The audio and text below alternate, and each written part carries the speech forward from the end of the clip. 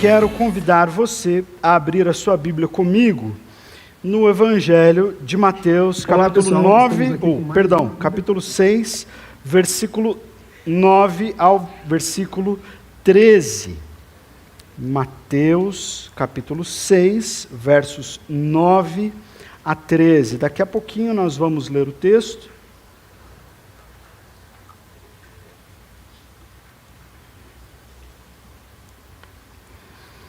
Mas, como vocês já sabem, nós estamos na série de mensagens acerca do Sermão do Monte.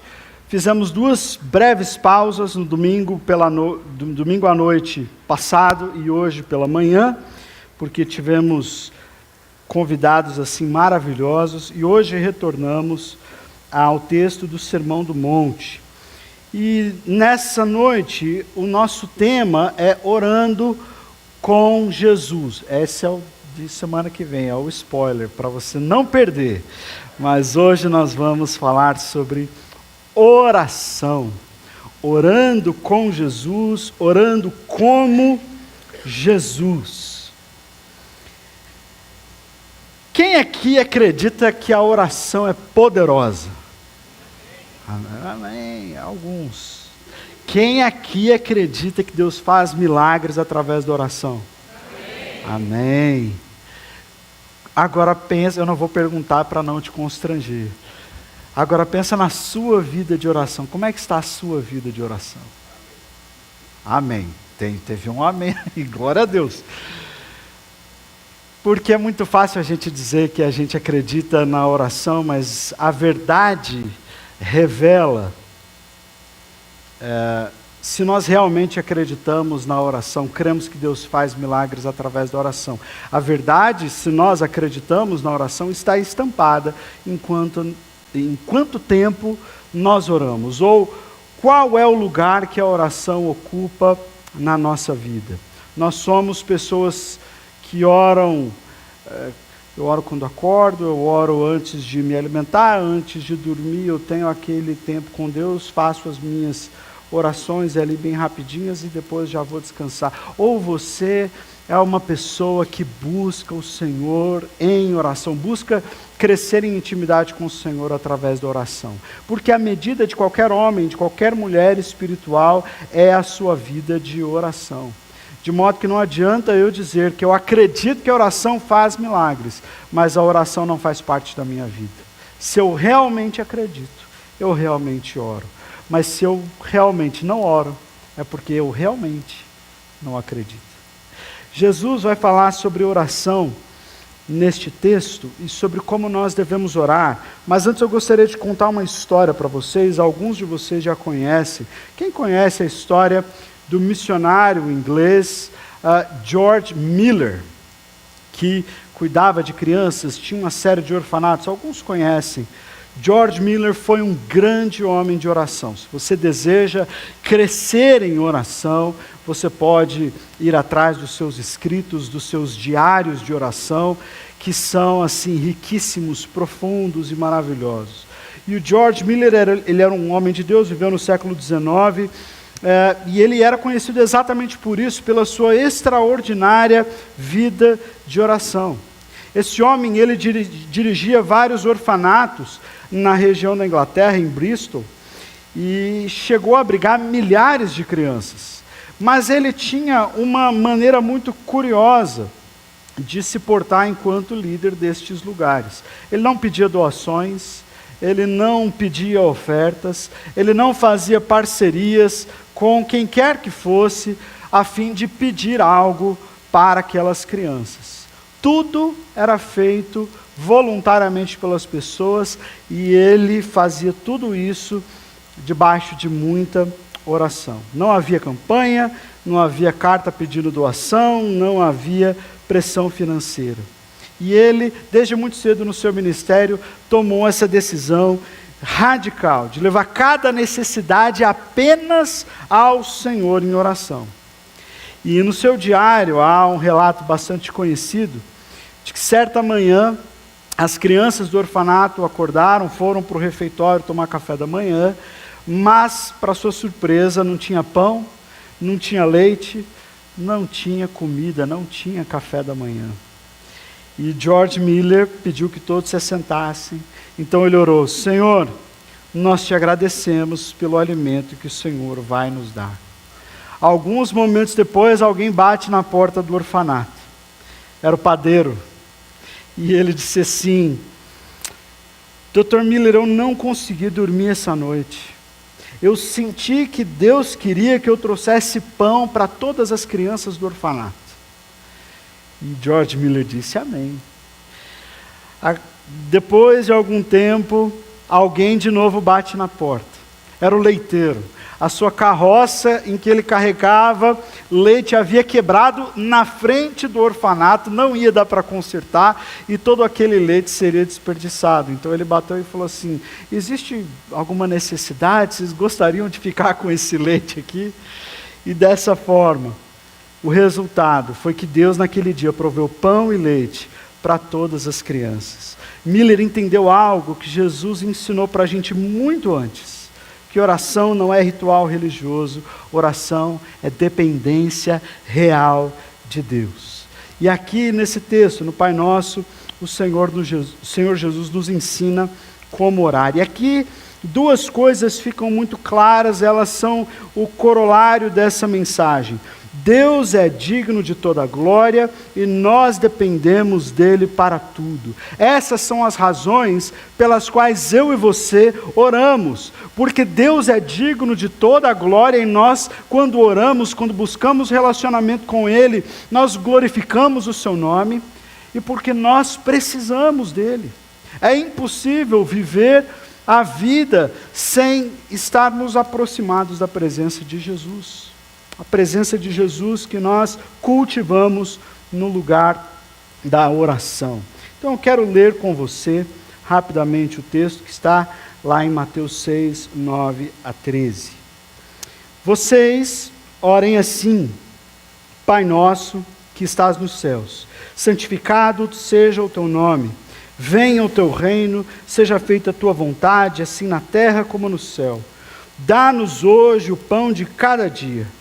Perdoa as nossas dívidas, assim como perdoamos aos nossos devedores. Não nos deixe cair em tentação, mas livra-nos do mal, porque teu é o reino, o poder e a glória para sempre. Amém. Pois se vocês perdoarem as ofensas uns dos outros, o Pai Celestial também perdoará vocês. Mas se não perdoarem uns aos outros, o Pai Celestial também não perdoará as ofensas de vocês.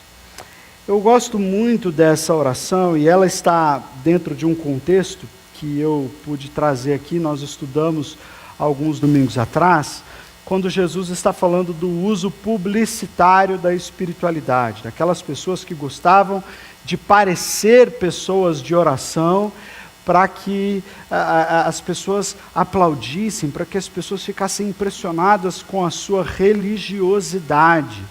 E Jesus fala: não, você quando for orar, vai para o teu quarto, teu pai que vem em secreto te recompensará. Não ache que pelo seu muito falar, pelas vãs repetições, vocês vão chegar a lugar algum. Mas então vocês devem orar assim, e aí o Senhor Jesus ensina esta oração. Eu disse também que é muito comum que quem cresceu já dentro de um lar evangélico e aprendeu sobre oração, que a oração é o momento onde nós abrimos o nosso coração a Deus, fazemos isso de uma maneira muito íntima, muito pessoal, cada pessoa ora de um jeito, né?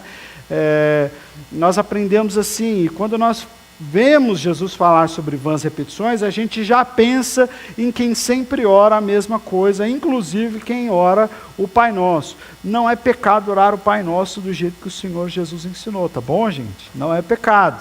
Você pode orar o Pai Nosso também, você pode fazer a sua oração, mas eu particularmente amo orar o Pai Nosso. Eu ensinei as minhas filhas, tenho ensinado, que a oração do Pai Nosso é a oração mais completa que alguém pode fazer. E por que isso? Veja bem, quando nós olhamos para a Bíblia, nós temos muitos exemplos de homens e mulheres de oração. É ou não é verdade? Paulo era um homem de oração, sim ou não? Sim, nós vemos as orações de Paulo. Se você pegar, por exemplo, a carta dele aos Efésios, é uma carta em que ele fica o tempo todo, ele fala uma coisa, depois faz uma oração, e fala outra coisa, depois faz outra oração. Ele estava cheio do Espírito Santo. Nós temos várias orações de Paulo, nós conhecemos orações de Pedro, conhecemos as orações que os cristãos primitivos faziam, está lá em Atos capítulo 4. Então nós podemos aprender com todas essas orações, mas nenhuma dessas orações foi nos dada como um modelo. Entende a diferença? São boas orações, a gente aprende com elas, mas só existe uma oração na Bíblia que nos foi dada para ser um modelo de como nós devemos orar, e essa é a oração do nosso Senhor Jesus Cristo, a oração do Pai Nosso. Por isso ela é muito importante, porque ela foi dada com um propósito pedagógico, para nos ensinar como orar. E existe muita coisa que a gente pode aprender na oração do Pai Nosso, e vai totalmente de encontro com aquilo que nós já temos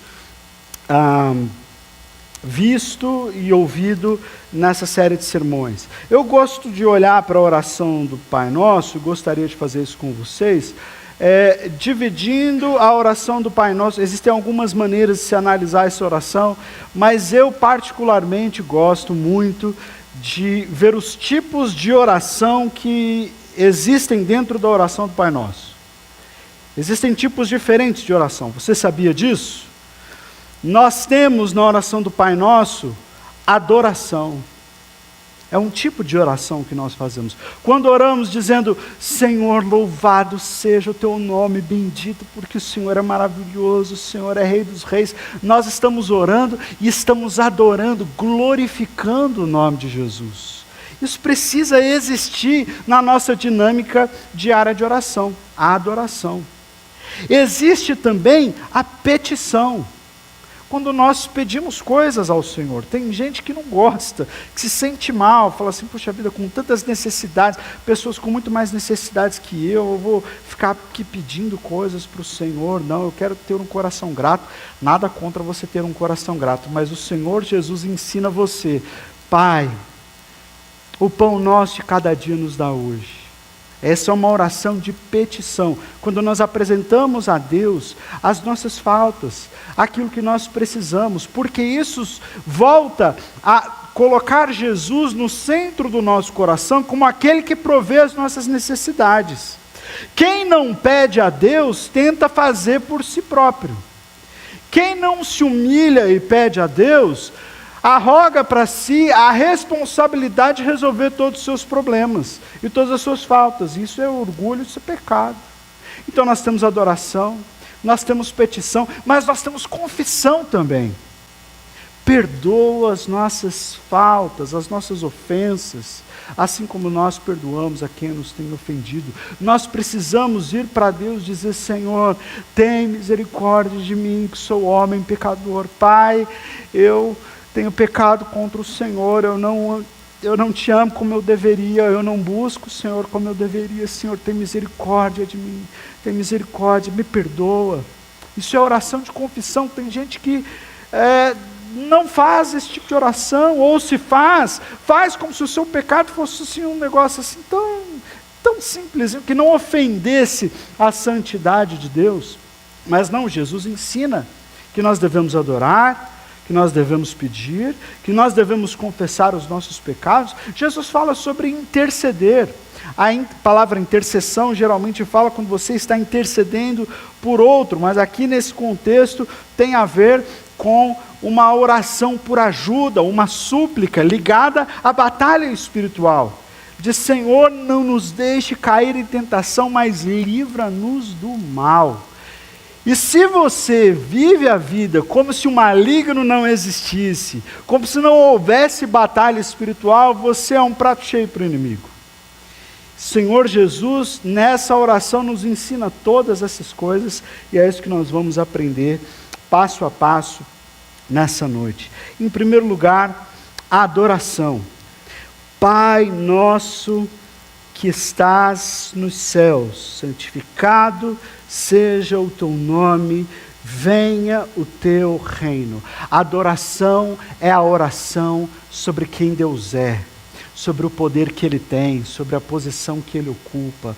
Perceba que na oração nós temos 3 palavras: teus, o teu reino, o teu nome, a tua vontade. Tudo é sobre Deus, é assim que nós começamos.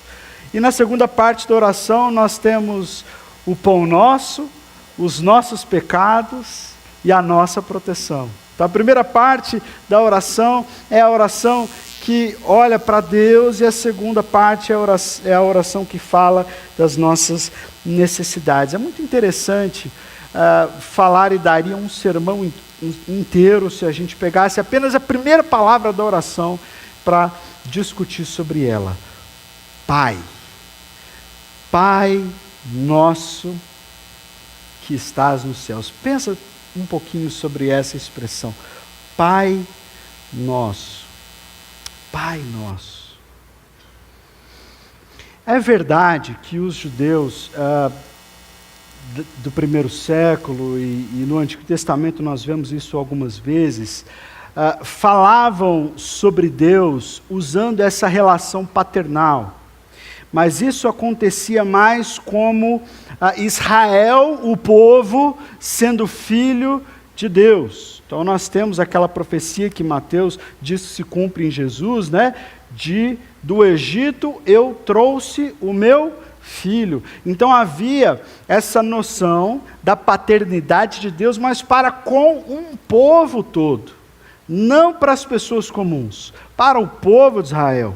É verdade que nas sinagogas, muitas vezes, orações eram feitas pela classe mais alta religiosa, pelos mestres da lei, que tinham a autoridade para chamar Deus de Pai. Mas o povo em comum, o povo normal, o afegão médio, digamos assim, né?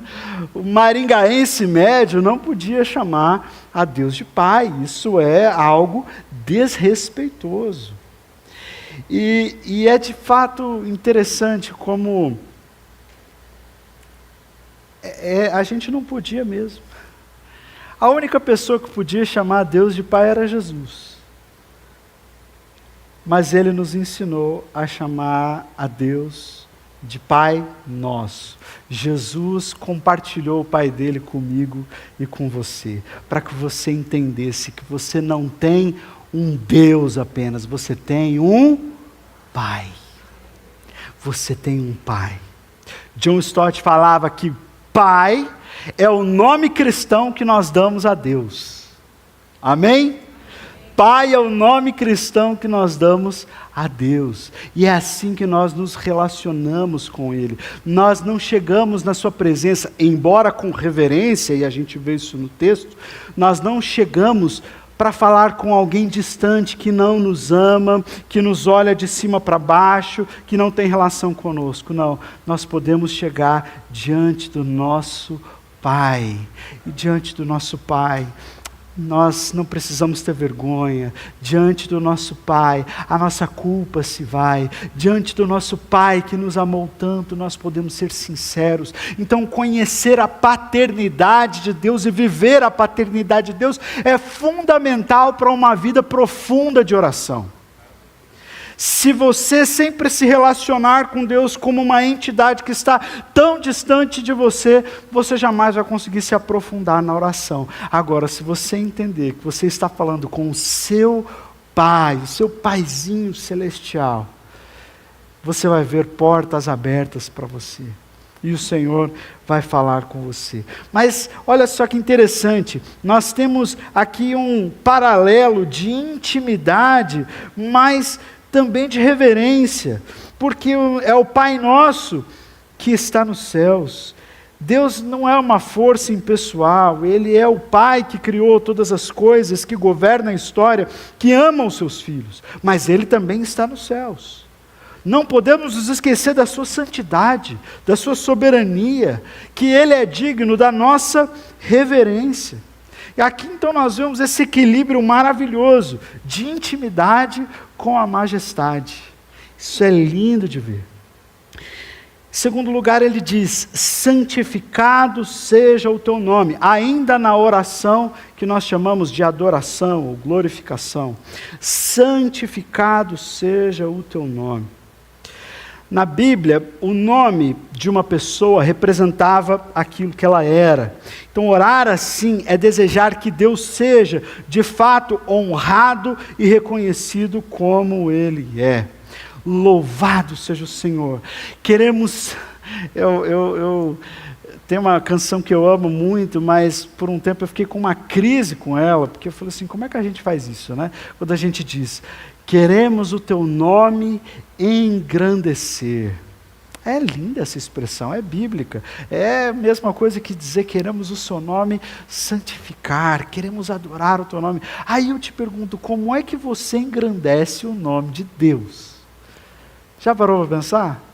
Como é que você ora para que o nome de Deus seja santificado? Por acaso o nome de Deus está com algum pecado que precisa ser perdoado para ser santificado? Como é que eu e você, seres tão pequenos, vamos engrandecer o nome de Deus? E aí eu aprendi uma ilustração com o Dr. John Piper que me resolveu essa crise. Ele falou da diferença entre um microscópio e um telescópio. Microscópio e telescópio. Ele diz que ambos são instrumentos de fazer coisas ficarem grandes, aparecerem grandes, serem vistas. Mas o microscópio é diferente do telescópio, porque o microscópio, ele pega coisas que são muito pequenas, invisíveis, e ele amplia essas coisas para que a gente possa vê-las. Mas na realidade elas são minúsculas. O telescópio é diferente. Quando nós apontamos o telescópio para a Lua, sem telescópio a Lua parece pequena, mas ela não é. Ela não é pequena. Quando nós colocamos então o telescópio e ajustamos ali a lente, o foco, nós vemos a magnitude da Lua, como ela é enorme, como ela é linda. E aí sim, nós não estamos falando de um objeto que é pequeno e estamos tornando-o grande. Nós estamos falando de algo que é colossal, maravilhoso, enorme e que muitas vezes para nós parece pequenininho, mas se nós olharmos com atenção, nós vamos ver a sua grandeza e a sua beleza.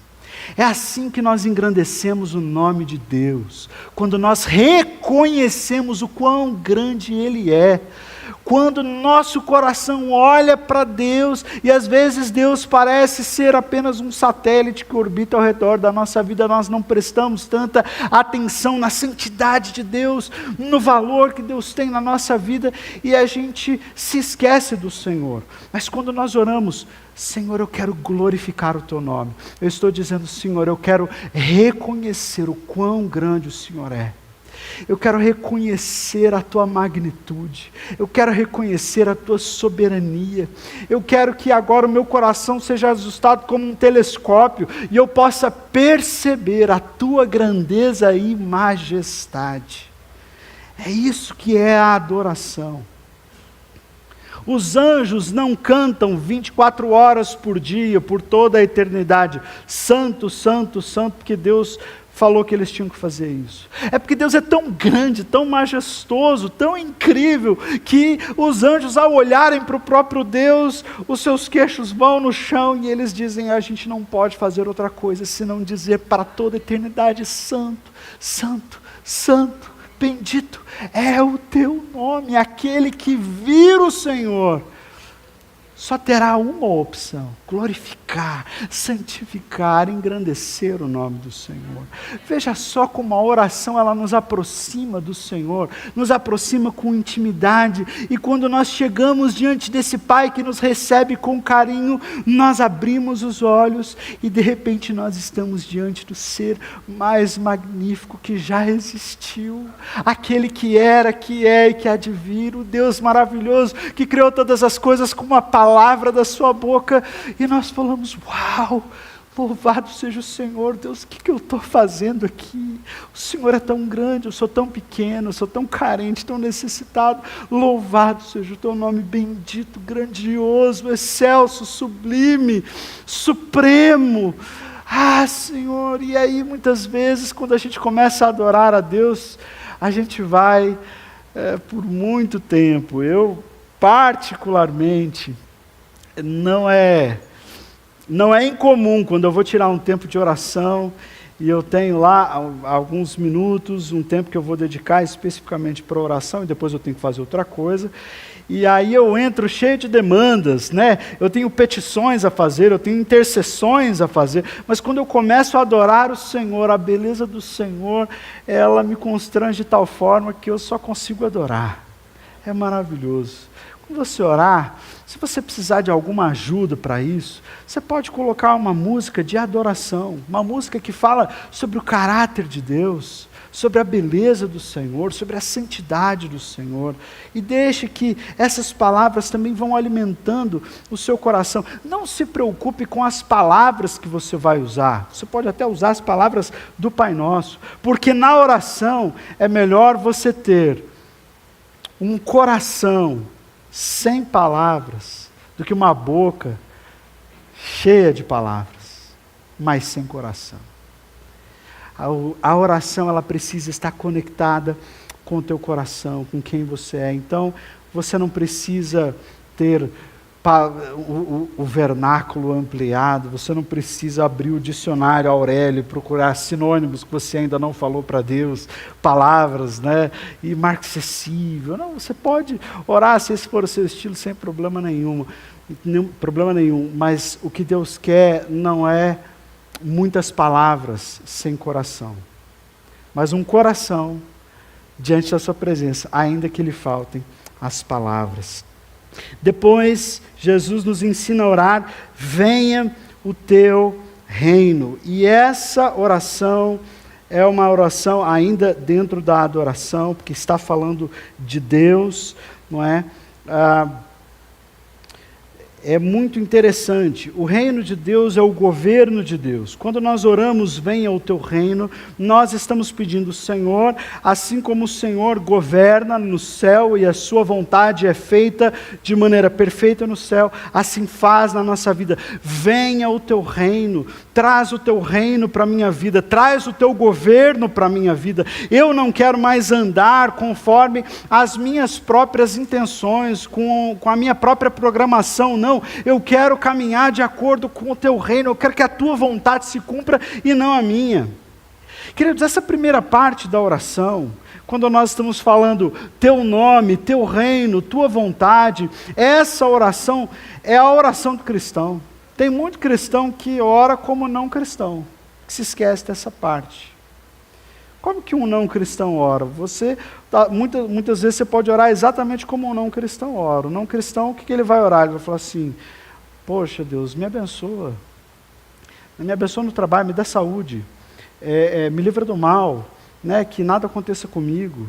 Ele está interessado nele, mas ele não está interessado em dizer: glorificado seja o teu nome, eu quero fazer a tua vontade, eu quero viver para a tua glória, eu submeto a minha vontade à tua. Não, o crente não faz essa oração, só um crente em Jesus faz essa oração.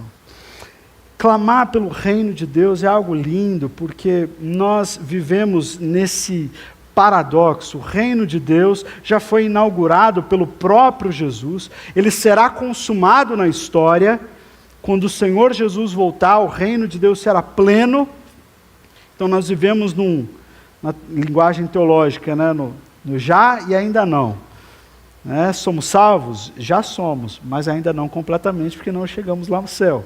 Na verdade, o reino de Deus, ele já está presente entre nós? Já, mas ainda não em toda a sua totalidade.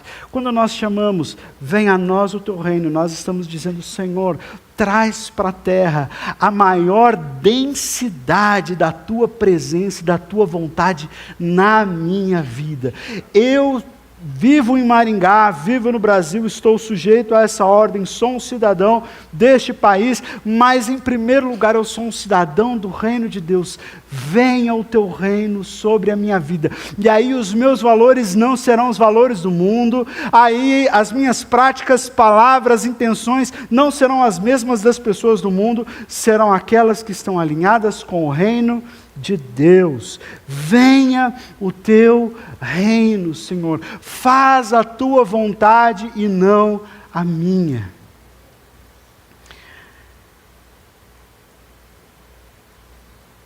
A oração começa quando Deus deixa de ser um recurso para você obter algumas coisas e Ele passa a ser o centro de todas as coisas. Em segundo lugar, nós temos a oração de petição. Dá-nos hoje o pão de cada dia. Depois de olhar para Deus, Jesus nos ensina agora a olhar para nós mesmos e apresentar as nossas necessidades a Ele. O pão de cada dia aqui representa tudo aquilo que sustenta a vida. Está falando de alimento, está falando de saúde, de trabalho, de família, de abrigo, de paz. Todas as coisas que nós precisamos para viver. E esse pedido revela duas verdades. A primeira delas é a dependência. Mesmo trabalhando secularmente, eu não gosto nem tanto de usar essa palavra, mas mesmo lá no seu trabalho, você trabalha e por isso você recebe uma paga. Isso é o normal, é o seu salário, é o seu sustento, e ele advém do seu trabalho. Mas mesmo você trabalhando e recebendo o seu justo salário, quem dá a você tudo que você tem é o Senhor, não é o seu trabalho, não é o seu patrão, não é a sua empresa, não é o governo, é o Senhor Jesus. É Ele que nos sustenta. Então isso revela dependência, porque mesmo trabalhando, nós reconhecemos que é Deus que sustenta a nossa vida. Mas não só dependência, isso revela também confiança diária. Veja só, Jesus não nos ensina a pedir provisão por anos. Senhor, abençoa os próximos 5 anos da minha vida, porque eu quero romper. Senhor, abençoa a minha vida por X período de tempo, ou por esse ano todo. Não, é diário. Ele ensina a mim e a você a confiarmos nele dia após dia. E isso tem tudo a ver com a experiência que o povo de Israel já havia tido lá no deserto, quando haviam saído do Egito. Lembra? Que caía de madrugada o maná para que as pessoas se alimentassem naquele dia. Você se lembra o que acontecia quando as pessoas pegavam aquele maná e falavam assim: vai que amanhã não vai cair, então vou guardar aqui num potinho. O que acontecia? Apodrecia, ficava cheio de bicho.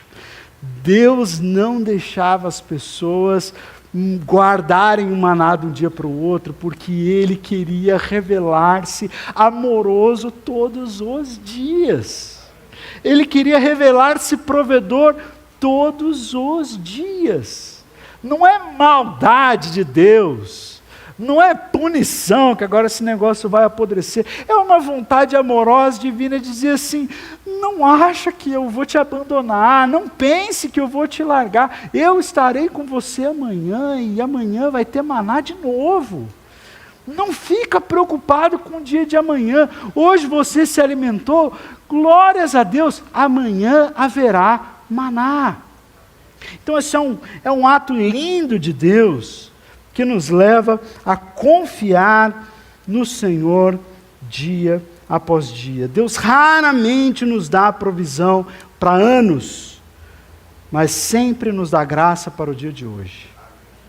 Deus raramente nos dá uma resposta que nos fará desviar os olhos dele, porque uma vez que você tem a provisão por anos, ou você guarda a maná por uma semana, você já não precisa mais confiar em Deus, porque você tem o pote de maná.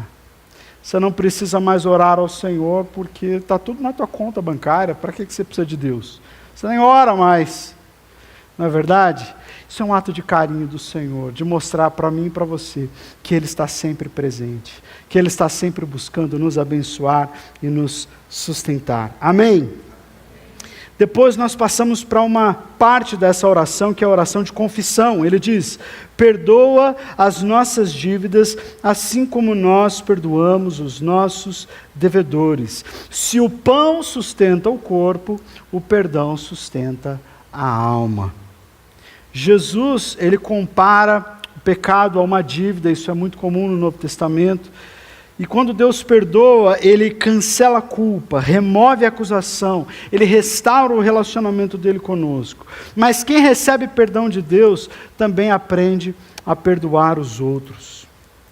Há uma história antiga de um filho, uma criança, que brincando com as coisas do seu pai, pegou o relógio e derrubou o relógio do seu pai. O relógio quebrou.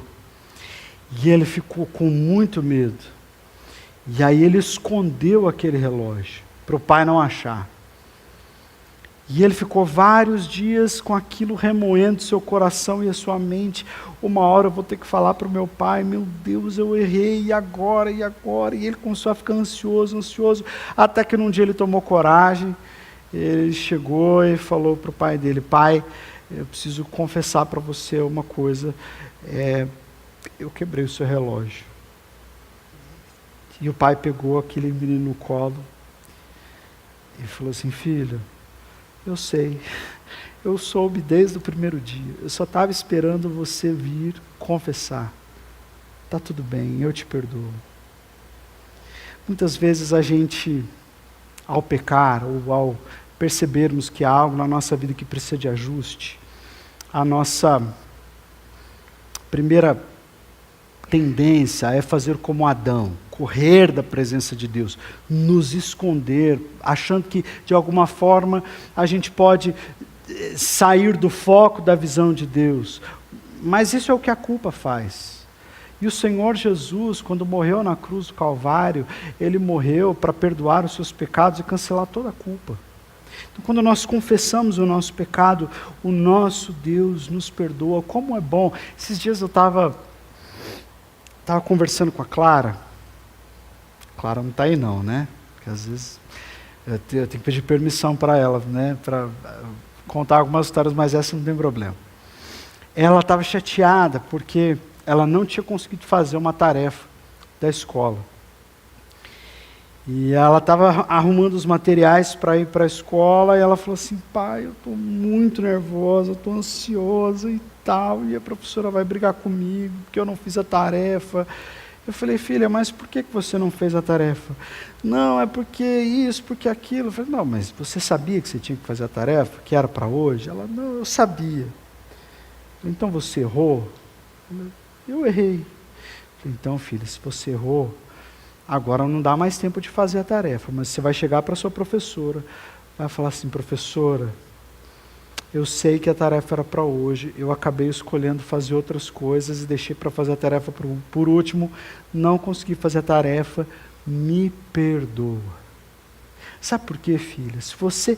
Se você não fizer isso, não confessar quando você erra, não pedir perdão, a sua culpa vai começar a corroer o seu coração. E a maneira de você matar a culpa é você expor a culpa à luz. A luz é um bichinho que só cresce nas trevas, né? Só cresce nas sombras. Então, enquanto você mantém na sombra, ele vai crescendo. Mas quando você coloca a luz, a culpa se vai. Então, filha, fala com a professora, seja honesta. Mas e se ela brigar comigo? Você vai dizer: perdão, professora, na próxima eu vou fazer diferente. Mas faz isso. Aí eu tive um tempo com ela, falando: sabe Davi? Aquele que matou Golias? Aquele Davi se tornou rei e ele cometeu um pecado muito sério. Ele ordenou o assassinato de um homem. Se tornou um homicida. Terrível. Ela: não acredito, porque acho que eles não chegaram nessa parte da história ainda, né? É só a pedrinha matando Golias. Ela falou: não acredito. Eu falei: pois é, ele fez isso. E ele escondeu. E ele depois escreveu uma música, um salmo, sobre esse tempo em que ele não confessou o seu pecado. E como que isso fez mal para ele.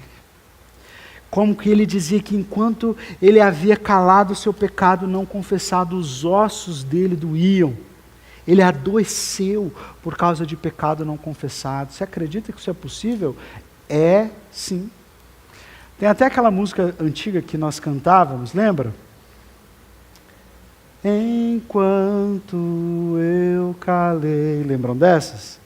O meu pecado envelheci, eu sei de tão cansado. É isso que a culpa faz conosco.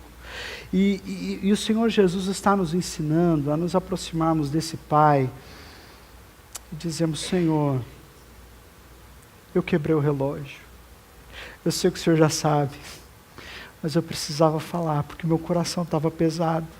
Eu estava perdendo o meu vigor, a minha alma estava adoecendo, porque eu estava longe do Senhor, mas agora eu quero confessar. Eu sei que a tua palavra é verdadeira, quando ela diz: se confessardes os vossos pecados, Ele é fiel e justo para vos perdoar de todo pecado e limpar de toda injustiça. Eu creio na tua palavra que diz: aquele que confessa e abandona alcançará misericórdia. Então, quando nós confessamos os nossos pecados ao Senhor Jesus, nós somos livres da culpa, nós somos livres do pecado. E quantas vezes, irmãos, a gente vai orar, vai tirar um tempo de oração, a gente fala: Senhor, muito obrigado por esse dia, abençoa o fulano, ou Senhor, abençoa a comida, abençoa agora a nossa noite de sono, abençoa o fulano, obrigado em nome de Jesus, amém. Tem algumas pessoas que, mesmo orando ao Senhor, só usam de vãs repetições, só pedem e esquecem de adorar, ou que só adoram e esquecem de pedir, mas não confessam. E gente que ora, pede as coisas para Deus, adora o Senhor, esquece de dizer: Pai, eu errei, e de passar o seu coração a limpo diante do Senhor. Então aqui nós temos adoração, nós temos petição, nós temos confissão.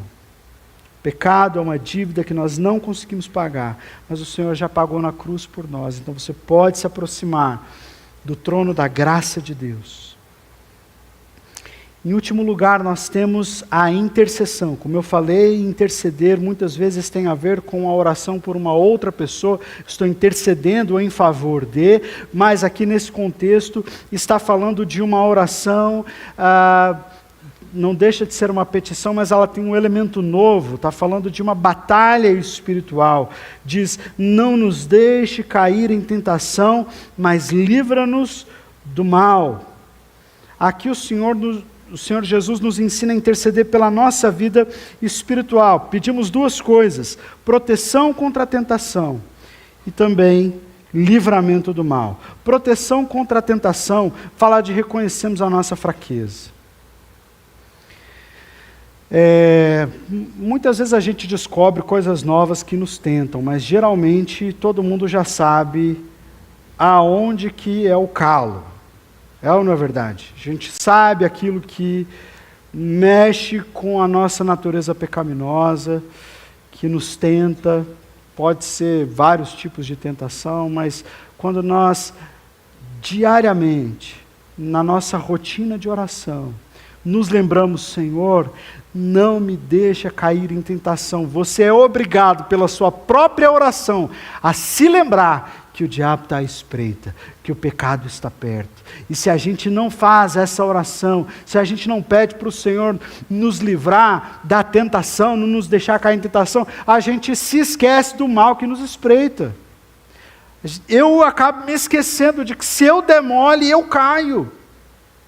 Então eu preciso do Senhor. Olha só como a oração do Senhor Jesus ela é tão completa. Nós temos adoração, temos petição, temos confissão e agora nós temos intercessão, nós temos o reconhecimento das nossas próprias mazelas. Então nós pedimos proteção contra a tentação, porque reconhecemos a nossa fraqueza. E nós pedimos livramento do mal. Por quê? Porque reconhecemos a realidade da batalha espiritual. Saiba que, talvez aí no seu trecho da NVI está mal. Livra-nos do mal. Algumas outras versões trazem livra-nos do maligno. Essa palavra pode ser lida das duas formas. Livra-nos do maligno. Livra-nos do nosso inimigo, do diabo. E é engraçado que eu cresci num tempo que acho que se falava mais do diabo, né? Agora a gente não fala tanto do diabo, parece que o diabo virou um ser mitológico, o diabo não existe, né? O C.S. Lewis falava uma coisa muito interessante sobre a existência do diabo. Ele fala, quanto à existência do diabo, as pessoas cometem 2 erros. O primeiro é ver o diabo em tudo, achar que tudo é coisa do diabo. Até a sua falha de caráter, até a sua tentação, seu coração pecaminoso. Você fala, não, isso é coisa do diabo. Aí eu estou pregando aqui, tem uma mosca voando, você fala, sai espírito de perturbação dessa mosca, que você acha que tudo é do diabo. Estacionaram na vaga, abriram a porta e deram aquela mascada na porta, sabe? Quando você chega no estacionamento e alguém bateu a porta na porta do seu carro, você fala, ô diabo, inimigo de Deus. Tudo é coisa do diabo. Esse é o primeiro problema. Está errado. Mas o segundo problema é ainda pior. Não é ver o diabo em tudo, é nunca ver o diabo em nada. Esse é um outro grande erro. Um é ver o diabo em tudo, e outro é nunca vê-lo em nada. O Senhor Jesus nos lembra que nós temos um inimigo. Esse inimigo, ele tem um certo poder.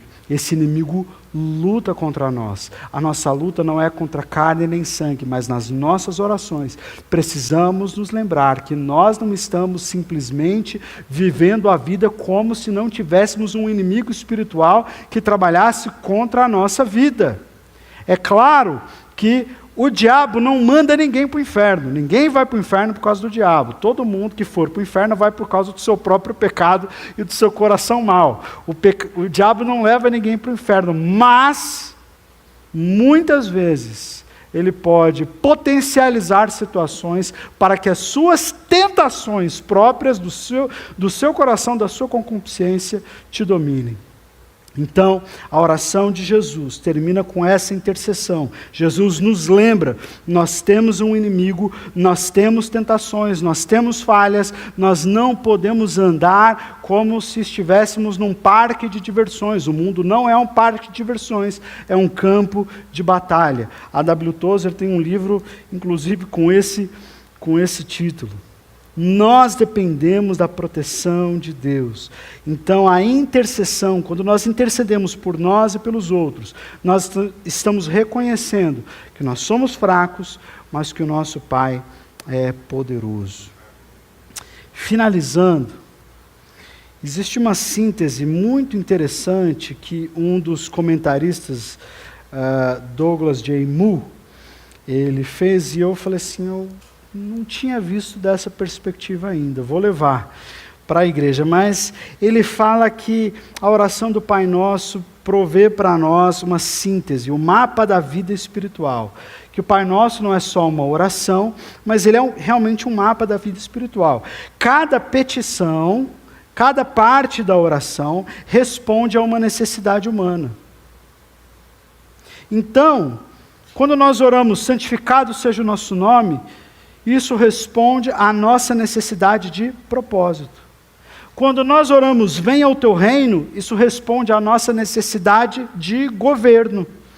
Quando nós oramos, seja feita a tua vontade, nós estamos orando pela necessidade que nós temos de direção. O pão nosso fala da nossa necessidade de provisão. O perdão das nossas dívidas fala da nossa necessidade de perdão. E livra-nos do mal, fala da nossa necessidade de proteção. Então, toda a nossa vida espiritual, as nossas necessidades estão todas cobertas e listadas dentro da oração do Pai Nosso, por isso que ela é pedagógica, por isso que ela é linda, por isso que eu acho que nós temos que meditar cada vez mais nela. Você pode usar a oração do Pai Nosso como se fosse um guia para você, no seu tempo de oração.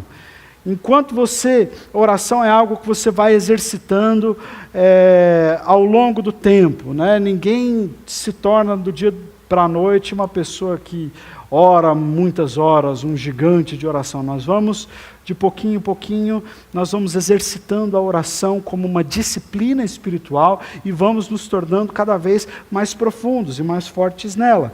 Mas você pode usar a oração do Pai Nosso como um guia. Não, eu vou orar e vou começar com a adoração, porque foi assim que Jesus começou. Então eu vou adorar a Deus, eu vou me lembrar de quem o Senhor é, eu vou pegar o telescópio e vou admirar a grandeza, a santidade de Deus, a graça, o seu poder que domina todas as coisas. Agora eu vou apresentar os meus pedidos a Deus. Senhor, o Senhor sabe como tem sido difícil na minha vida, essa situação que eu estou passando, essa enfermidade, Senhor. Eu peço, Pai, que o Senhor coloque a tua mão de cura, que o Senhor entre com providência, em nome de Jesus, é a petição. Senhor, eu quero te pedir perdão pelos meus pecados. Senhor, eu tenho pecado. Muitas vezes é nessa hora que nós nos lembramos que não só pecamos contra Deus, mas pecamos contra outras pessoas. E precisamos confessar isso a Deus. Depois disso, nós dizemos, Senhor, eu tenho caído em tentação, Senhor. Eu não tenho mantido uma distância segura do pecado, eu não tenho corrido do pecado, eu estou vivendo num ambiente em que as minhas tentações estão toda hora rastejando por debaixo da minha pele. Deus tem misericórdia de mim, não me deixa cair em tentação. Você se lembra da sua fragilidade? Senhor, me livra do maligno, me livra do mal. Eu sei que o diabo pode estar tentando atacar a minha casa, atacar a minha vida, atacar a minha mente. Eu quero orar em nome de Jesus, repreendendo no teu nome o maligno e te pedindo, Senhor, me livra do maligno. Dessa forma, você vai orar sem vãs repetições. Adoração, petição, confissão, intercessão.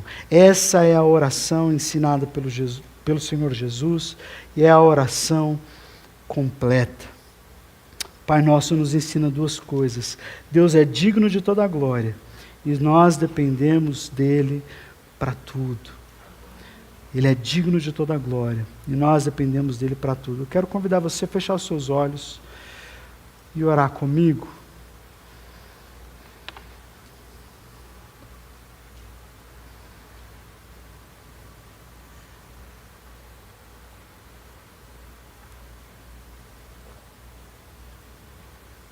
Pai querido, louvado seja o teu nome, exaltado seja o Senhor. Nós te adoramos, ó Pai, na beleza da tua santidade. Te louvamos, ó Deus, não só por aquilo que tu fazes, mas por quem tu és. Obrigado porque o Senhor é um Deus de amor, obrigado porque o Senhor é um Deus de perdão, obrigado porque podemos te chamar de Pai, porque temos acesso ao Senhor, obrigado porque o Senhor abriu o caminho até ti, obrigado por ser tão gracioso e generoso conosco. Louvado seja o Senhor para sempre. Nós aqui, orando ao Senhor, exaltando o teu nome, nos juntamos a milhares de anjos, a toda a criação que respira e louva ao Senhor.